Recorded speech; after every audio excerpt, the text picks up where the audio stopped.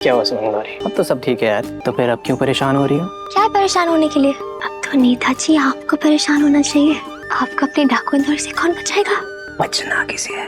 मैं तो कहता हूँ कि एक आधा ऋषि और ऋषि की बहन एक और पैदा कर देते हैं, उनको ले आते हैं ना, मजा ही मजे है। माँ बुला रही है।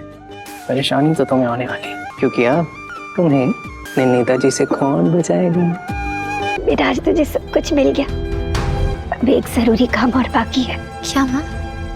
ऋषि के असली पिता का सच सबको बता दे। हाँ माँ, पर उसके लिए भूमिका यहाँ होना बहुत जरूरी है। मैं उसे कॉल करके आती हूँ। सुमन जी का कहना है कि ऋषि शर्मा को देविका मित्तल ने मारा है, चंद्रकांत मित्तल के कहने पर। अब आप दोनों बताइए क्या सच है? जो कुछ हुआ मेरी वजह से ही हुआ है, इसमें देविका का कोई हाथ नहीं है, बेकसूर है वो। ऋषि को मैंने ही मारा था। चंद्रकांत मित्तल के कन्फेशन के बिना पर देविका मित्तल को रिहा किया जाता है। सुमन फाइनली पहुंच जाएगी मंडप में और अब देखते हैं तीर्थ और कृतिका की शादी किस तरीके से रुकेगी। भाई कृतिका को तो ये लग रहा था कि बिल्कुल तीर्थ अब मेरा ही हो गया है, सुमन को उसने बाहर निकाल दिया उसकी जिंदगी से।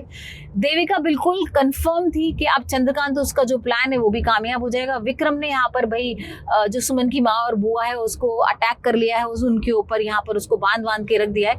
लेकिन सुमन जाएगी, बचा लेगी अपनी माँ को। पहले तो भाई रस्सी वगैरह खोलेगी, विक्रम को पागल बनाएगी। वो बोलेगी हाँ विक्रम तुम बहुत अच्छे हो, मैं तुमसे शादी करूंगी, तुम जैसा लड़का मुझे मिल नहीं सकता है। यहाँ पर तीर्थ की बुराई वगैरह करेगी, सब ड्रामा करेगी जिससे कि किसी तरीके से उसको अपनी माँ और बुआ को वो छुड़ा ले। और अब देखते हैं कि माँ और बुआ को छुड़ा, जब रस्सी खोल देगी तब वो दोनों भागेंगे और यहाँ भाई अटैक करेंगे विक्रम के ऊपर। अब गुंडों और विक्रम को मार पिटाई करके सब करके भाग जाएंगे और सुमन आ जाएगी मंडप में जहाँ पर तीर्थ और कृतिका की शादी हो रही है। अब तीर्थ और कृतिका एक दूसरे को माला पहना रहे हैं। यहाँ पर तीर्थ उसको मंगलसूत्र पहना रहा होता है। अचानक से जो सिंदूर होता है वो सुमन के ऊपर गिर जाता है। भाई अब तो किस्मत भी यही चाहती ना, इवन भगवान भी यही चाहते हैं कि सुमन और तीर्थ एक हो जाएं।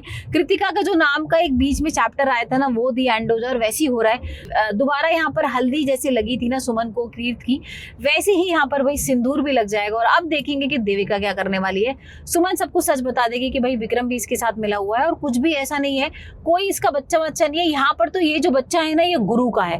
अब गुरु का जैसी नाम लेंगे ना तो वैसी देविका एकदम से आग बबूला हो जाएगी। और अब देखते हैं जब उसको प्रूफ मिलेगा, सारे वीडियोस वगैरह दिखाएगी सुमन, तो अब गुरु का क्या होने वाला है और देविका अब क्या कुछ करेगी।